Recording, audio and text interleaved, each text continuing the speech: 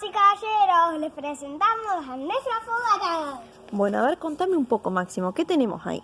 Bueno, les digo, ¿saben? Una fogata que le tenemos que... No, hacemos así.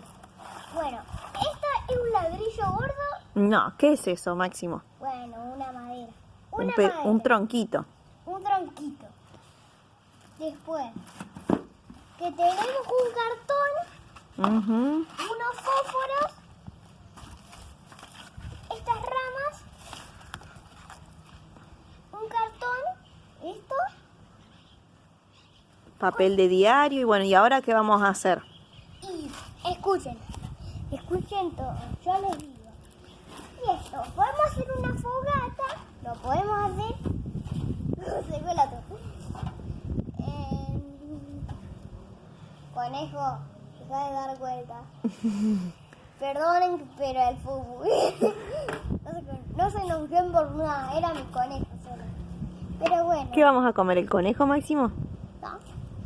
Te miro. Bueno, escuchen, les quiero mostrar esto.